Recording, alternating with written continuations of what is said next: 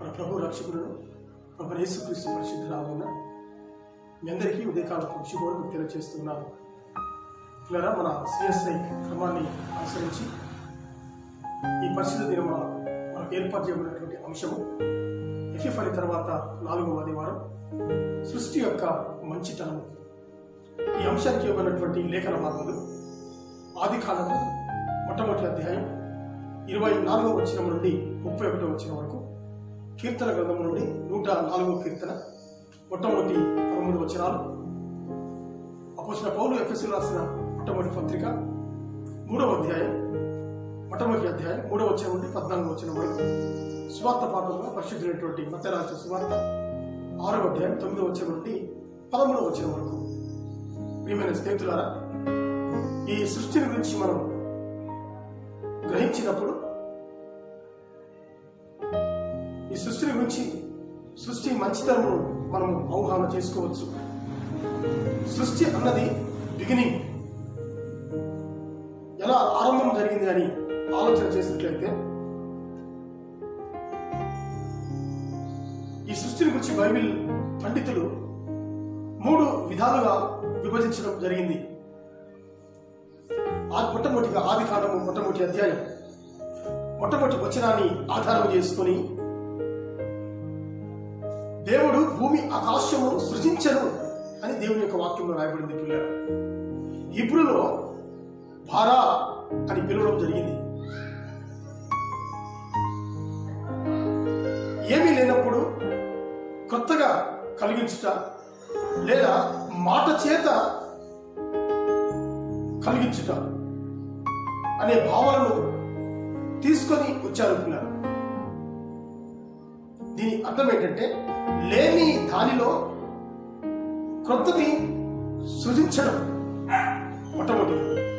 రెండోగా మీరు గమనిస్తే ఆదికాండము మొట్టమొదటి అధ్యాయం 7వ వచనంలో పిల్లలు దేవుడు విశాలమును చేసి, ఈ విశాలము అన్న మాటను హీబ్రూలోకి వచ్చేసరికి పిల్లరా ఆశ అన్నారు. అంటే ఉన్న దానిలో నుండి కొత్త దానిని చేయడం. ఉదాహరణకు ఒక చెట్టును తీసుకొని వడ్రంగి ఏమేమి చేస్తారో మనందరూ కూడా తెలుసు పిల్లలు. తలుపులను కిటికీలను తయారు చేస్తాడు, టేబుల్స్ను కుర్చీలను తయారు చేస్తాడు. ఇలా ఎన్నో రకాలుగా ఉన్న దానితో తయారు చేస్తారు. మూడోగా మీరు గమనిస్తే పిల్లరా, ఇదే ఆదికాండము మొట్టమొదటి అధ్యాయం 27వ వచనం, అదేవిధంగా 2వ అధ్యాయం 7వ వచనంలో దేవుడైన యెహోవా నేల మట్టితో నరుని నిర్మించి అని మనం దేవుని యొక్క వాక్యం మనం చూస్తాం పిల్లరా. దీనిని హీబ్రూలో ఏమన్నారు అంటే పిల్లరా హిటాట్ అన్నారు. అంటే ఉండిన దానిని తీసుకొని కొత్తగా చేయడం అనమాట. ఇంచుమించు 2వది 3వది ఒకేలాగా అనిపించిన పిల్లరా దీని భావాలు వేరువేరు ఉన్నాయి అనే విషయాన్ని మనం గమనించాలి పిల్లరా. అంటే ఈ మూడింటిని మనం ఆలోచన చేస్తే ఉండిన దానిని కొత్తగా చేయడం, ఈ మూడింటిని అవగాహనకి తీసుకున్నప్పుడు మానవుడు కూడా చెయ్యగలడు కానీ సృజించలేడు. దేవుని స్తోత్రం కలుగును గాక. మానవుడు నిర్మించగలడు. సృజించడం అనే మాట కేవలం పిల్లరా అది దేవునిది, కేవలము దేవునికే ఆపాదించబడింది పిల్లరా. ఆయన పని మాత్రమే అది మనం గమనించాలి పిల్లరా. మొట్టమొదటిగా మీరు గమనిస్తే పిల్లరా ఆదికాండము 2వ అధ్యాయం 7వ వచనంలో వాని నాసిక రంధ్రములో జీవవాయువును ఊదగా నరుడాయనని దేవుని యొక్క వాక్యంలో రాయబడింది పిల్లరా. అంటే జీవాత్ముడాయనని రాయబడింది పిల్లరా. ఆ నరుడు ఏ విధంగా జీవిస్తున్నాడు అని మనం ఆలోచన చేస్తే అపోస్తలుల కార్యం 17వ అధ్యాయం 28వ వచనంలో పిల్లరా మనం ఆయనందు బ్రతుకుతూ ఉన్నాం, చలిస్తూ ఉన్నాం, ఉనికి కలిగి ఉన్నాం అని అక్కడ పౌలు గారు తన వాక్యంలో మనకు జ్ఞాపకం చేస్తా ఉన్నారు. అంటే కేవలము ఊపిరి పొందడం ద్వారా, ఊపిరి పోయడం ద్వారా మానవుని యొక్క జీవితం జరిగింది అని మనం గుర్తుంచుకోవాలి. దేవుడు సృష్టిని ఓ ప్రణాళిక చొప్పున చేశారు. ఇది మానవ జీవితానికి ఓ ప్రణాళిక ఏర్పరచడం జరిగింది పిల్లరా. ఆదికాండము మొట్టమొదటి అధ్యాయం 26వ వచనంలో పిల్లరా, దేవుడు తన స్వరూపమందు తన పోలిక చొప్పున నరులను చేయదము అని మనం అక్కడ చూస్తాం పిల్లరా. కానీ అక్కడ మనకు మొత్తంగా దాదాపుగా మనకు 5 విషయాలు చేస్తారు. ఆ నరులను చేసిన తర్వాత ఎలా చేశారు? వారి స్వరూపం చొప్పున, వారి పోలిక చొప్పున నరులను చేసినట్లుగా మనం దేవుని యొక్క వాక్యం మనం చూస్తాం పిల్లరా. అయితే ఈ నరులు ఏం చేస్తారంటే, వారు సముద్ర చేపలను, ఆకాశ పక్షులను, పశువులను, సమస్త భూమి మీద ప్రాకు ప్రతి జంతువును వారు వెళుతారు. ఇది దేవుని యొక్క ఉద్దేశం పిల్లరా. ఎవరు వెళ్ళాయంటే తాను సృజించినటువంటి మనిషిని ఎడల పిల్లరా దేవుని యొక్క ఉద్దేశం మనం అర్థం చేసుకోవాలి. ఇక్కడ దేవుడు మానవులను సృష్టించి ఆయన ఏ విధంగా పరిపాలన చేశాడో పిల్లరా, ఆ అధికారాన్ని, ఆ బాధ్యతను మానవునికి ఇచ్చాడు. దేవుని స్తోత్రం కలుగుగాక. కాబట్టి దానిని ఏమన్నాడంటే, మీరు ఏలండి అని చెప్తూ ఉన్నాడు పిల్లరా. అంటే మానవునికి కూడా సృష్టి పట్ల ఎంత బాధ్యత ఉందో ఇక్కడ మనం గమనించాలి పిల్లరా. అదే ఆదికాండం 2వ అధ్యాయం 19వ వచనం దగ్గరికి వస్తే పిల్లరా, ఆ 19వ వచనంలో మీరు గమనిస్తే పిల్లరా, ప్రారంభంలో సృష్టికి ఏ పేర్లైతే దేవుడు ఆదామును పెట్టమన్నాడో అదే పేర్లతో మనం పిలుస్తూ ఉన్నాం. దేవుని స్తోత్రం కలుగును గాక. ఇది మొట్టమొదటి. అంటే మనం ఏమర్థం చేసుకుంటాడు పిల్లరా, మానవుని ఆశీర్వాదం నిమిత్తం, మానవుని అనుకూలత నిమిత్తం దేవుడు ఈ సృష్టిని అనుగ్రహించాడు. ఇది మొట్టమొదటిగా. రెండోగా మీరు గమనిస్తే పిల్లరా, రెండోదిగా దేవుని యొక్క వాక్యంలో మానవుని దేవుడు ఎంతగా గణపరిచాడో అని మనం ఆలోచన చేస్తే మనమందరం కూడా ఎంత ధన్యులమో. సృష్టిని కాపాడడం, సృష్టిని పోషించడం అనేది మనందరి యొక్క బాధ్యత పిల్లలు. ఈ సృష్టి యొక్క మంచితనం అనుభవించడం అనేది ఒక తృప్తితో, ఒక అనుభవ జ్ఞానంతో దీన్ని మనం అనుభవించాలి. ఒక్కొక్క ఋతువులో సృష్టిని ఆస్వాదించడంలో మానవుడు జీవిస్తూ ఉంటాడు పిల్లలు. ఉదాహరణకు సృష్టిలో ఒక్కొక్క చెట్టును మనం తీసుకున్నట్లయితే, ఆ తీసుకుని మనం ఆయుర్వేదంలో వెళితే పిల్లరా, చెట్టు వేళ్ళు, చెట్టు ఆకుల నుంచి, చెట్టులో నుండి, బెరల నుండి తీస్తూ ఉన్నారు పిల్లలు. ప్రతిదీ ఆశీర్వదించి సృష్టించి దేవుడు మనకు ఇచ్చారు. ఎంతగా మనం అనుభవిస్తూ ఉన్నామో ఒకసారి ఆలోచించి మన బాధ్యతలు మనం గుర్తించుకోవాలి. రెండోది పిల్లలు. మూడోదిగా మీరు గమనిస్తే పిల్లరా, మూడోదిగా దేవుని యొక్క వాక్యంలో రాయబడింది పిల్లరా, అయితే మానవుడు సృష్టికర్తను మరచి సృష్టిని ఆరాధించేవాడిగా తయారయ్యాడు. పిల్లరా, దేవుడు సృష్టిని పెంచి పోషించమని దేవుడు ఆ బాధ్యతను అప్పగిస్తే సృష్టిని ఆరాధించేవాడుగా మానవుడు తయారయ్యాడు. కారణం ఎవరికి తెలియదండి. మానవుని వ్యక్తిత్వం ఎలా ఉంది అంటే, సృష్టిని గురించి ఆయన ఎన్నిసార్లు విన్నా, చదివినా, బోధించబడుచున్నా దానిని పెడచెవిన పెట్టుకుంటూ వస్తూ ఉన్నాడు పిల్లరా. ఆ ప్రియమైన దేవుని బిడ్డారా, సృష్టిని ఆస్వాదించేవారు ఎలా ఉంటారు అంటే, రక్షణ ఆనందము గలవారై సృష్టిని కూడా రక్షిస్తూ యేసులో నడిచే విధంగా వారు ఉంటారు. దేవుని స్తోత్రం కలుగును గాక. ఆ ప్రియమైన దేవుని బిడ్డారా, ఇది ఇంట్రొడక్షన్ గా మీ ముందుంచడానికి ఇష్టపడుతూ ఉన్నాను. రండి మనం చదివినటువంటి దేవుని యొక్క వాక్యం వద్దాం. మొట్టమొదటిగా ఆదికాండం మొట్టమొదటి అధ్యాయం 24వ వచనం నుండి 31వ వచనం వరకు పిల్లరా మనం జాగ్రత్తగా ధ్యానం చేస్తే పిల్లరా, దేవుడు మానవుని ఆశీర్వించిన విధానాన్ని మనం జ్ఞాపకం చేసుకున్నాం. అంటే మనం చదువుకున్నాం పిల్లరా. మీరు గమనించండి, దేవుడు సృష్టిని చేశాడు.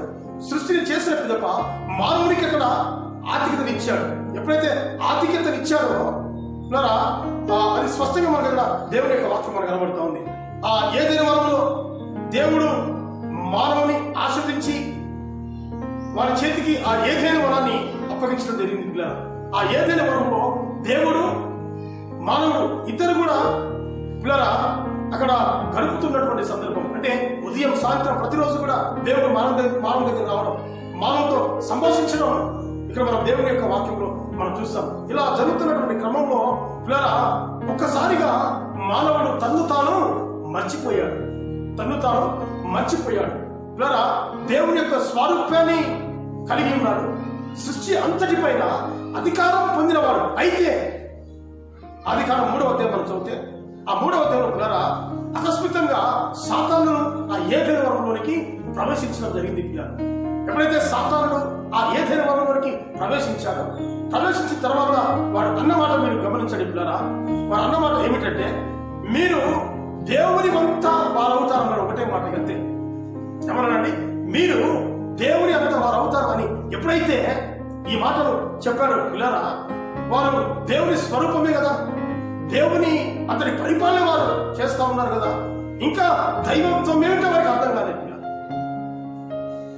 తను తాను అవగాహన చేసుకునే స్థితిలో మానవుడు లేడు పిల్లలు. అన్ని చెట్ల పండ్లు తినమన్నాడు దేవుడు, కానీ ఒకే ఒక చెట్టు పండుని మాత్రం తినవద్దన్నాడు పిల్లలు. అంటే మనం ఇతరుల గురించి తెలుసుకోవడానికి మనం ప్రయత్నం చేస్తా ఉన్నాం, కానీ మనల గురించి మనం తెలుసుకోవడానికి మనం ఆలోచన చేసుకుంటుంది పిల్లలు.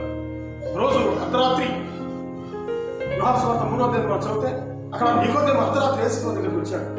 నికోదేము గారిని మీరు చూడండి, గొప్ప బోధకుడండి. ఆ వృద్ధాపంలో కూడా రక్షణ పట్ల ఎంత నిరీక్షణ కలిగి ఉండడం అర్థం చేసుకోవాలి.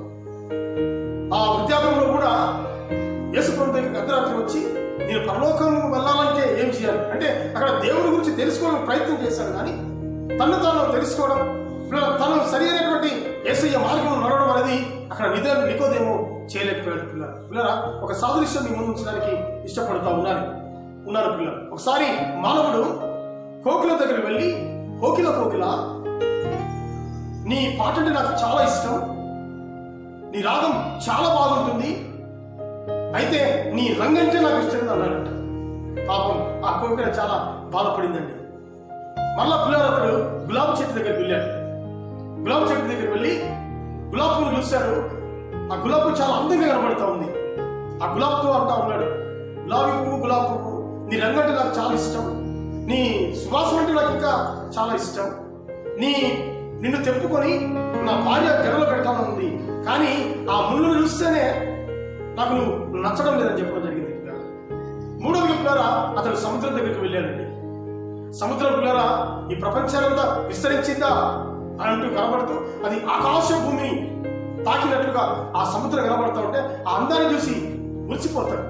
ఆ అందాన్ని చూసి మురిసిపోయి ఆనందిస్తూ అతడు సముద్రంతో అంటున్న మాట ఏమిటంటే, సముద్రమా నువ్వంటే నాకు చాలా ఇష్టం, కానీ నీ నీరు ఉప్పుగా లేకుంటే ఎంత బాగుంటుందో అనడం జరిగింది. అలా అయిన తర్వాత పిల్లరా ఈ 3 కలిసి మానవుతో అన్నాయంట, ఏమన్నా తెలుసా, మానవుడా నువ్వు చాలా గొప్పవాడు, దేవుడి చేత భాగ్యాన్ని నొందినటువంటి వాడు, కానీ నీవు ఇతరులను వెతుక్కుంటూ ఉంటే, ఇంకా ఇతరుల గురించి నువ్వు ఆలోచన చేయకుండా ఉంటే ఇంకా ఎంత మహనీయుడుగా అయ్యేవాడవో ఒకసారి ఆలోచించమని అమ్ములు కూడా ఒకేసారి కూడగట్టుకొని చెప్పడం జరిగింది పిల్లరా. మొట్టమొదటిగా రెండోది మీరు గమనిస్తే పిల్లరా, దేవుని యొక్క వాక్యంలో ఎఫెసీయులకు రాసిన పత్రిక మొట్టమొదటి అధ్యాయం 3వ వచనం నుండి 14వ వచనం మీరు గమనిస్తే పిల్లరా, అక్కడ 10వ వచనంలో రాయబడిన మాట ఏమిటంటే, ఈ సంకల్పమును బట్టి ఆయన పరలోకంలో ఉన్నవే గాని భూమి మీద ఉన్నవే గాని సమస్తమును క్రీస్తునందు ఏకంగా సమకూర్చవలని తనలో తాను నిర్ణయించుకోవాలని దేవుని యొక్క వాక్యం రాయబడింది. అంటే ఇక్కడ ఈ మాటను మీరు గమనించండి పిల్లరా, సమస్తము క్రీస్తునందు ఏకముగా సమకూర్చాలని దేవుని యొక్క ఉద్దేశం పిల్లరా. అంటే ఇక్కడ పిల్లరా ఈ మాటను మనం అర్థం చేసుకుంటే మనము గ్రహించడం సులభమా లేకుంటే పిల్లరా గ్రహించు బోధ సులభమా అనే విషయాన్ని మనం అక్కడ మాటలు మనకు వ్యక్తమవుతా ఉండదు పిల్లలు. మీరు ఉదాహరణ పౌలు గారు మీరు గమనించండి. పౌలు గారు అన్నారు, మీరు నన్ను పోలి నడుచుకోండి. ఎందుకన్నాడు ఆ మాట? నేను క్రీస్తుని పోలి నడుచుకున్నాను కాబట్టి మీరు నన్ను పోలి నడుచుకోండి అని ఇక్కడ పౌలు గారు అంటే మాటలు మనం ఇక్కడ మనం అర్థం చేసుకోవాలి. అంటే ఇక్కడ పరలోకంలో ఉన్నావు కానీ భూమి మీద ఉన్నావు కానీ పిల్లరా క్రీస్తుని గూర్చిన సత్యాన్ని తెలుసుకోవాలని ఆయన చెప్పుతున్నాడు అన్నమాట. ఇది అర్థం పిల్లలు.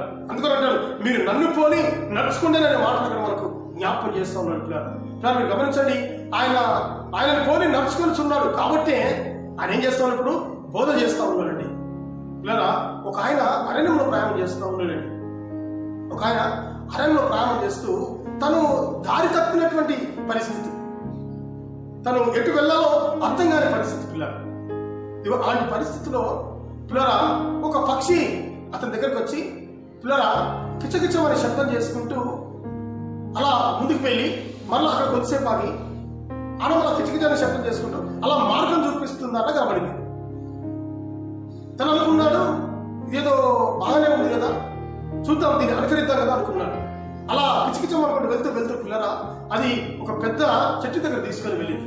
అది ఒక పెద్ద చెట్టు దగ్గర తీసుకొని వెళ్ళింది పిల్లరా. ఆ చెట్టు దగ్గర తీసుకెళ్ళిన తర్వాత అది అలా శబ్దం చేసుకుంటూ ఇప్పుడు ఆ చెట్టు పై కొమ్మ దగ్గరికి వెళ్ళి అక్కడ తేనె తట్టె ఉంటే ఆ తట్టె దగ్గరికి వెళ్ళి పిల్లరా ఆ తట్టె దగ్గర గట్టిగా తను పిచ్చుకుని శబ్దం చేసుకున్నప్పుడు అక్కడ ఉన్నటువంటి తేనె తీగలన్నీ కూడా ఆ తట్టెని విడిచిపెట్టి వెళ్ళిపోవడం జరిగింది. వెళ్ళిపోయిన తర్వాత పిల్లరా అది వెళ్ళి ఏం చేసిందంటే దాంట్లో తన మూతిని పెట్టి దానికి ఉన్నటువంటి తేనెను తాగడం జరుగుతాను. ఇది గమనిస్తున్నటువంటి ఈ పాఠశాలకి అర్థం ఏంటంటే ఓహో నేను ఇప్పుడు తేనె తాగాలన్నమాట, అంటే మీరు గమనించండి పిల్లరా ఆ పక్షిని ఏమంటారంటే తేనె పక్షి అంటారు. అంటే మానవునికి తేనె తినడానికి మానవునికి అది నడిపిస్తున్నట్లుగా మనం చూస్తా ఉన్నాం పిల్లలు. ఇక్కడ పౌలు గారు కూడా అదే అంటా ఉన్నాడు. గ్రహించడం సుఖమా పిల్లరా లేదా గ్రహించి బోధించమా అనే మాట ఇక్కడ వరకు వ్యక్తపరుస్తూ ఉన్నాడు. అందుకని మన ఫిలిప్పీయులకు రాసిన పత్రిక 2వ అధ్యాయం 2వ అధ్యాయం 6వ వచనం 7వ వచనం చదువుతే పిల్లరా అక్కడ రాయబడిన మాట ఏమిటంటే ఆయన దేవుని స్వరూపము కలిగిన వాడై ఉండి, చూసారా దేవునితో సహవాసం ఆ భాగ్యమంతని కూడా ఆయన విడిచిపెట్టి పిల్లరా మనిషినిగా దాసునిగా జీవించిన జీవితాన్ని ఒకసారి ఇక్కడ పౌలు గారు అక్కడ జ్ఞాపకం చేసుకుంటా ఉన్నాడు పిల్లలు. అంటే దాసుని యొక్క లక్షణాలు, దాసుని యొక్క స్వభావం ఏంటో, ఆయన యొక్క జీవితం ఏంటో, ఆ జీవిత విధానంలోనికి పిల్లరా తను తాను మార్చుకుంటున్నాడు. అంటే క్రీస్తుని గ్రహించి ఆయన బోధన ప్రారంభిస్తూ ఉన్నాడు పిల్లలు మీరు గమనించండి. మొదట క్రీస్తుని గ్రహించాడు పిల్లరా. తమలో ఇతరులు గ్రహించే సందర్భంలో ఆయనకు కనిపించిన వారు కొంతమందిని ఏ విధంగా అంటా ఉన్నారంటే వారి కలిపే వారికి దేవుడు. అంటే ఆయన యొక్క బోధలో ఇలాంటి వారు ఆయన తటస్థించారు కాబట్టి ఇలాంటి మాటలు పౌలు గారు చెప్పడం జరిగింది పిల్లలు. మన బైబిల్ గ్రంథంలో 2వ రాజుల గ్రంథం 5వ అధ్యాయం మొట్టమొదటి మనం చదువుకుంటూ వస్తే మనకు అక్కడ నయమాను కనబడతాడు. నయమాను పిల్లరా అతడు కుష్టి వ్యాధి గలవాడిగా మనం చూస్తాం. అతని ఇంట్లో పనిచేసే ఆ పని మనిషి యొక్క మాట విని పిల్లరా దేవుని సేవకుడైనటువంటి ఎలీషా దగ్గరికి వెళ్ళడం జరిగింది. ఎలీషా ఏమన్నాడంటే పిల్లరా నువ్వు యోర్దాను నదికి వెళ్ళి 7 మార్లు మునగమన్నాడు. ఎన్ని మార్లండి? 7 మార్లు మునగమన్నాడు. ఆయన కోపం వచ్చేసింది. మా దేశంలో నదులు కాలువలు సముద్రాలు లేవా, అక్కడ వెళ్ళి మునగొచ్చని చెప్పొచ్చు కదా, ఈయనేంటి అక్కడ వెళ్ళి మునగమంటా ఉన్నాడు అని తను తిరిగి తన ఇంటికి వెళ్ళబోతుండగా అనుకోకుండా మళ్ళీ ఒక వ్యక్తి వచ్చేసి అయ్యా ఏమన్నా గొప్ప కార్యం చేయమంటే నువ్వు చేస్తావు కదా, ఆయన ఏమన్నా నిన్ను వెళ్ళి 7 మార్లు మునగమన్నాడు కదా, యోర్దాను నదిలో వెళ్ళి మునగమన్నాడు. ఇలా గమనించండి ఇక్కడ పిల్లరా గ్రహించుకున్నాడు, స్వస్థత కలిగిందండి అతనికి. ఒకవేళ ఆ గ్రహింపు అనేది లేకపోతే అతనికి స్వస్థత కలిగేది కాదు పిల్లలు. అంటే నిర్ణయం చేసేటప్పుడు పిల్లలు ఎప్పుడైతే ఆ నిర్ణయం అనేది తనలో వచ్చేసిందో అది స్వస్థతను చేకూర్చుంది. ఎందుకంటే దేవుని యొక్క వాక్యంలో రోమిలకు రాసిన పత్రిక 7వ అధ్యాయం 24వ వచనం చదివితే పిల్లలు అక్కడ అంటాడు అయ్యో నేనెంత దౌర్భాగ్యుని, మనము ఇట్టి మరణం నుండి మరణంలో ఉన్న శరీరాన్ని ఎవడు విలిపించగలడని మనం గ్రహించుకోవడానికి పౌలు గారు ఇక్కడ మనకి ఇక్కడ జ్ఞాపకం చేస్తూ ఉన్నాడు పిల్లరా. ఈ శరీరం రక్షించగలిగిన వారు ఒకరే, ఎవరంటే యేసుక్రీస్తు వారి దేవుని స్తోత్రం కలుగును గాక. నా ప్రియమైన దేవుని బిడ్డారా, క్రీస్తు సిలువ లేనిది పౌలు గారి యొక్క బోధ లేదండి. క్రీస్తు సిలువ లేనిది పౌలు గారి యొక్క బోధ లేదు పిల్లలు. అందుకొరకే అంత ఘనంగా పౌలు గారు దేవుని బోధించుకొని తను బోధన మొదలుపెట్టడం ప్రారంభించాలనే విషయాన్ని మనం అర్థం చేసుకోవాలి. రెండోదిగా మూడోది చెప్పి ముగిసారి మూడోది మనం దేవుని యొక్క వాక్యంలో మత్తయి సువార్త 6వ అధ్యాయం 9వ వచనం నుండి 11వ వచనం మనం చదువుకుంటూ వస్తే పిల్లరా అక్కడ మనకు దేవుని యొక్క వాక్యంలో పిల్లరా అక్కడ పరలోక ప్రార్థన గురించి రాబడిన సందర్భం మనం దేవుని యొక్క వాక్యం చూస్తాం. మనం దీన్ని ఏమంటామంటే కొండ మీద ప్రసంగి. ఆయన కొండ మీద 3 రోజులు దాదాపుగా ఉంటారు కదండి. అంటే ఆ కొండ మీద చేసినటువంటి ఆ ప్రసంగం అంతా అతి ప్రాముఖ్యమైనటువంటి ప్రసంగాన్ని మన ముందు ఈ దినంలో ఉంచడం జరిగింది పిల్లలు. ఆ ప్రసంగంలో మనకు 2 విషయాలు కనబడతాయి. ఒకటి మన శరీరానికి కావాల్సింది, రెండోది దైవికమైనటువంటి విషయాలు. ఈ 2 విషయాలు మనకు అందులో కనబడతాయి పిల్లలు. దీనిలో ప్రాముఖ్యమైన విషయం అంటే క్షమాపణ. క్షమాపణ పిల్లలు. పిల్లలు గమనించండి, మొదటి పేతురు రాసిన పత్రిక 2వ అధ్యాయం 9వ వచనంలో, మిమ్మల్ని పిలిచిన వారి గుణాతిశయములను ప్రచురణ చేయనిమిత్తము ఏర్పరచుకున్న వారు మనం అందరం కూడా. మనం ఎవరు అంటే ఆయనకు గుణాతిశయాలను ప్రచురణ చేసుకోవడానికి దేవుడు నిన్ను మనందరం కూడా ఆయన ఏర్పరచుకున్నారు, నియమించుకున్నాడు. సత్యానికి మనం జ్ఞాపకం చేసుకోగలుగుతారు. అంటే మన జీవితంలో ఏమి సంపాదించుకుంటున్నామో, ఏమి పోగొట్టుకుంటున్నామో ఒకసారి ఆలోచన చేయాలి. అంటే శత్రుత్వం ద్వారా ఈ లోకంలో మనం ఏమి కూడా సంపాదించుకోలేమండి. పిల్లరా, క్షమాపణ అన్నది దేవుని ద్వారా వచ్చిన ఒక లక్షణం. ఆయన ఆకాశ భూమికి వేలాడుతున్నప్పుడు ఆయన పొడవుగా ఆ వచ్చినటువంటి రక్తం ద్వారా, ఆయన శరీరంలో ఉన్నటువంటి రక్తం అంతా దారుణంగా మన కొరకు కాల్చినటువంటి ఆ రక్తంలో పిల్లరా అనువుగా కూడా ఆయన ఏం కనబడుతుందంటే పిల్లరా, క్షమగుణం అనేది కనబడుతూ ఉంది. ఏం కనబడుతుందండి? ఆయన కాల్చిన చివరి రక్తపు పొట్టు వరకు కూడా అందులో క్షమించడం కనబడుతూ ఉంది పిల్లరా. అందుకంటే క్షమించడం సులభమా, క్షమించబడడం అనేది సులభమా, ఇక్కడ మనం అర్థం చేసుకోవాలి పిల్లలు. ఒక సాదృశ్యం వివరించడానికి ఇష్టపడుతూ ఉన్నారు పిల్లలు. ఆయన వెళ్ళి అప్పు తీసుకున్నాడండి. ఒక వ్యక్తి దగ్గరికి వెళ్ళి అప్పు తీసుకున్నాడు. ఆ అప్పు తీసుకున్న వ్యక్తి తిరిగి ఇతను ఇంకొక వ్యక్తికి అప్పు ఇవ్వడం జరిగింది. పిల్లలు, ఈ మొట్టమొదటిగా అప్పు తీసుకున్న వ్యక్తి ఆ వ్యక్తి దగ్గరికి వెళ్ళి, అయ్యా నా దగ్గర డబ్బు లేదు, నేను అప్పు చెల్లించలేను, దగ్గర క్షమించమన్నప్పుడు అప్పు ఇచ్చిన వ్యక్తి పెద్ద మనసుతో, నీ దగ్గర డబ్బు లేవు కాబట్టి నేను క్షమిస్తున్నాను పోమన్నాడు. ఎప్పుడైతే ఆ మాటను చెప్పాడో సంతోషంగా తిరిగి ఇంటికి వచ్చేసాడు. ఇంటికి వచ్చిన తర్వాత పిల్లల ఇతడు ఇంకొక వ్యక్తికి అప్పు ఇచ్చాడు కదా, ఆ అప్పు ఇచ్చిన వారిని పిలిపించాడు. తన దగ్గరికి పిలిపించేసి, నా అప్పు ఇస్తావా ఇవ్వ అంటే, అయ్యా నాకు కొద్దిగా సమయం ఇవ్వండి, నాకు కొద్దిగా గడువు ఇవ్వండి, నేను తప్పకుండా నీ అప్పు నేను కడతానన్నాడు. తను ఒప్పుకోరా. తను కొరలతో కొట్టించాడు, బంటతో పిలిపించాడు, చెరసాలలో ఇచ్చాడు. డబ్బులు ఇచ్చేంత వరకు కూడా అతన్ని వదిలిపెట్టలేదు. పిల్లలు, అప్పిమిడి దేవుని పిల్లారా, మీరు ఇక్కడ దేవుని యొక్క వాక్యంలో గమనిస్తే ఇక్కడ మనకు ఏది సులభమైంది? క్షమించబడుట అనేది సులభమైంది. కానీ పిల్లరా, క్షమించడం మన వల్ల కావడం లేదండి. క్షమించడం మన వల్ల ఇక్కడ కావడం లేదు పిల్లలు. నా ప్రియమైన పిల్లరా, మనం ఎవరైనా సారీ సారీ అని అంటాం, కానీ మన దగ్గరకు వచ్చేసరికి సారీ చెబితే సరిపోతుందా అనే మాట మనం ఉపయోగిస్తాం. దీంట్లో మొట్టమొదటి. రెండోదిగా ఆయన మత్తయి సువార్త 6వ అధ్యాయం 19వ వచనం దగ్గరికి వస్తే, ఆ 19వ వచనం అంటాడు కదా, మీరు భూమి మీద మీ కొరకు ధనము కూర్చుకొనవద్దు, ఇక్కడ చిమ్మటయు తుప్పు పట్టి తినివేయను, దొంగలు దొంగిలిస్తారు. అక్కడ దేవుని యొక్క వాక్యంలో రాయబడింది పిల్లలు. అంటే ఈ మాట అనడానికి ప్రాముఖ్యమైన విషయాన్ని మనం ఇక్కడ అర్థం చేసుకోవాలి పిల్లలు. నువ్వు క్షమించకపోగా తీసుకున్నటువంటి డబ్బు నువ్వు శిక్షించి ఎవరి దగ్గర అయితే ఆ డబ్బులు తీసుకున్నావు పిల్లరా, వసూలు చేసుకున్నావో ఆ డబ్బులు ఏం చేశావు? నువ్వు దాచుకున్నావు.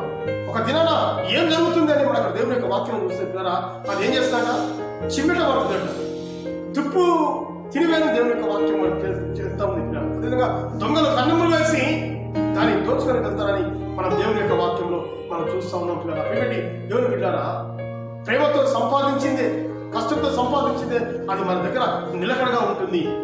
అందుకొరకు ఇక్కడ మనం ఏం నేర్చుకుంటామంటే క్షమాపణ. చివరిగా ఒక సాదృశ్యం చెప్పి ఈ వాక్యం గురించడానికి నేను ఇష్టపడుతూ ఉన్నాను పిల్లరా. 3 చెట్లు ఒక దగ్గర ఒకసారి సంభాషణ చేసుకుంటూ ఉన్నాయట. మొట్టమొదటి చెట్టు ఆ 2 చెట్లతో అన్నదంట, నేను ఒక బంగారు పెట్టెను కావాలనుకుంటున్నాను అన్నదట 2 చెట్లతో. సరే, దీని పని అయిపోయింది. 2వ చెట్టు ఆ మిగిలిన 2 చెట్లతో చెప్తా ఉంది, నేను ఒక కిరీటాన్ని కావాలనుకుంటున్నాను అందట 2వ చెట్టు. ఇక 3వ చెట్టు అనుకుందంట, నేను భూమి మీద నుండి ఆకాశానికి ఎంత ఎత్తుందో అంత ఎత్తు ఎదిగి పరలోకంలో నా చిగురు కనబడాలని 3వ చెట్టు అనడం జరిగింది. ఇలా మీరు గమనించండి, ఈ 3 చెట్లు 3 ఆశలు బాగానే కలిగి ఉన్నాయి. మరి అవి జరుగుతాయంటారా? కొద్ది దినం తర్వాత యేసయ్య పసిబాలుడుగా భూమి మీదకి దిగి వచ్చాడు. ఆ పశువుల పాకలో జన్మించాడు పిల్లలు. ఈ చెట్లను పెంచిన వ్యక్తి ఈ 3 చెట్లను నరికివేసి పిల్లరా ఒక చెట్టుతోనేమో పాక వేశాడు. ఆ పాకలోనే క్రీస్తు జన్మించాడని తృప్తి చెందిందట. దేవుని స్తోత్రం కలుగును గాక. అంటే నా కలపతో పాకను నిర్మించాడని అనుకుంటుండగా పిల్లరా వారు ఆ బాక్సుల్లోనే బంగారు, సాంబ్రాణి, బోలము అదే కలపతో తీసుకొచ్చినట్లుగా మనం చూస్తూ పిల్లరా ఈ సంఘటనని గ్రహిస్తున్నటువంటి ఆ చెట్టు ఇలా ఆ జ్ఞానం ఆ భాషలతో ఆ బంగారాన్ని సాంబ్రాన్ని గోళాన్ని అర్పిస్తుంటే ఎంత తృప్తి చెందిందో మొట్టమొదటి చెట్టు. రెండో చెట్టు దగ్గరకు వస్తే పిల్లరా, రెండో చెట్టు నుండి యజమాని ఏం చేస్తారంటే బోటు తయారు చేశాడు. ఏం తయారు చేశాడండి? బోట్ తయారు చేసి దానిని సముద్రపు ఒడ్డులో పెట్టాడండి. సముద్రపు ఒడ్డు దగ్గర పెట్టాడు. క్రీస్తు ప్రభు వారు తన బాల్య దశను పిలిచి యవన దశలోకి వచ్చిన తర్వాత సువార్త పరిచయ నిమిత్తమై ఆ నది వెంబడి యోర్దాను నది మీద చాలాసార్లు ప్రయాణం చేశాడు కదా. ఎప్పుడైతే మొట్టమొదటిసారిగా ఆ నది దగ్గరకు వచ్చి ఆ బోట్లో గాలి మోపాడో ఇక ఈ చెట్టుకి ఆనందం అంతుపట్టట్లేదండి. అంతగా ఆనందిస్తుండగా ఆయన ఆ బోట్లో ఉండే అనేక మార్లు పరలోక రాజ్యం గురించి దేవుని యొక్క సువార్త నిమిత్తమై బోధించడం జరిగింది పిల్లలు, సువార్తను ప్రకటించడం జరిగింది పిల్లలు. అందుకనే ఆయన ఎవరైతే అంగీకరిస్తారో వారికి జీవ కిరీటాన్ని ఇస్తారని దేవుడు చెప్పడం జరిగింది. రెండోదిగా మూడో చెట్టు పిల్లలు, మూడోదిగా మీరు గమనిస్తే పిల్లలు ఆ చెట్టు ఆకాశానికి ఎదగాలి. ఎప్పుడు ఎదుగుతుంది? ఆ దానిని నరికి మూలకు చెట్లు వేశాడు. దాన్ని నరికి మూలకు చెట్లు వేశాడు పిల్లరా. అది ఒక రోజు సమయానికి అవసరం వచ్చింది పిల్లరా. ఒక సైనికుడు ఆ యజమాని దగ్గరికి వచ్చేసి, ఇగో ఆ ముద్దుది, ఆ ముద్దు నాకు ఇచ్చే దాంట్లో నేను సిలువను తయారు చేసుకోవాలంటే ఆ ముద్దు అతని దగ్గర నుండి తీసుకొని వెళ్ళడం జరిగింది పిల్లరా. ఆ ముద్దును తీసుకుని వెళ్ళిపోయిన తర్వాత పిల్లరా ఆ గొల్గొతా కొండ దగ్గర యేసు ప్రభుని సిలువ వేయడానికి పిల్లరా అదే చెక్కలు యేసు ప్రభు మీద మోపి ఆ గొల్గొతా కొండ మీదకి తీసుకుని వెళ్ళడం జరిగింది. ఆ గొల్గొతా కొండ మీద ఆ కొండ మీదనే ఆ సిలువను బాధినప్పుడు అది ఆకాశానికి భూమికి అందినట్లుగా పిల్లరా అది పరలోకానికి వెళ్ళినట్లుగా ఆ సిలువ కనిపిస్తుంది. అంటే భూమికి ఆకాశానికి ఎంత ఎత్తుందో, ఎంత ఎదగాలని ఆశపడిందో అంతకంటే ఎత్తుగానే ఆ చెట్టు ఎదిగింది పిల్లరా. దేవుని రాజ్యంలో ప్రత్యేకంగా కనిపించేది ఏది అంటే అది కేవలము సిలువ మాత్రమే. ఆ ప్రియమైన దేవుని బిడ్డలారా, ఈ సృష్టి ఏ విధంగా దేవుని రాజ్యాన్ని, దేవుని స్వార్థను పరిచయం చేస్తుందో, సృష్టి తనకు తానుగా దేవుని మయపరుస్తుందో మనము అవగాహన చేసుకోవాలి పిల్లలు. దేవుని యొక్క విడుదలగా దేవుడు ఈ సృష్టిని మన చేతికి అప్పగిస్తూ ఉండగా ఒకసారి మన బాధ్యత ఏంటో మనం జాగ్రత్తగా గమనిస్తూ ఆ బాధ్యతను మనం నెరవేర్చడానికి తండ్రి కుమార పరిశుద్ధాత్మ దేవుడు సహాయం దయచేసి నడిపించింది కాక. ఆమె తనలో వచ్చి ప్రార్థన చేసుకుంది. ప్రభు పరిశుద్ధుడు తండ్రి, నీ ఉన్నతమైన నామాన్ని వందనాలు ప్రభా. ఈ ఉదయకాలంలో సృష్టి యొక్క మంచితనం గురించి నీ లేఖన భాగం మేము ఆలోచన చేయడానికి పిలిచిన సమయాన్ని బట్టి కోట్లాది స్తోత్రాలు. మా తండ్రి ఇలాంటి వాక్యము మా మనసులో దాచుకోవడం మీకు చూపించారు. మరి ముఖ్యంగా ఈ సృష్టి ద్వారా మీరు ఏ విధంగా భయపరచబడుతూ ఉన్నారు, మీరు గణపరచబడుతున్నారు, కొనియాడపరుచు ఉన్నారు ప్రభా. ఈ సృష్టిని ఎందుకు మీరు మాకు ఇచ్చారు అంటే దీన్ని ఏలడానికి, కాయడానికి, నాయన దీన్ని కాపాడుకోవడానికి మీరు మాకు ఇచ్చారు. ఈ సృష్టి యొక్క మంచితనాన్ని నేటి మానవులను మేము అర్థం చేసుకోవట్లేదు. తిరిగి నీ గొప్పతనాన్ని, ఈ సృష్టి యొక్క మంచితనాన్ని అర్థం చేసుకోవడానికి మీరు ఇచ్చిన ఈ సమయాన్ని బట్టి కోట్లాది స్తోత్రాలు తెలియజేస్తున్నాం. ప్రభు యేసుక్రీస్తు ద్వారా వేడుకొనుచున్నాము.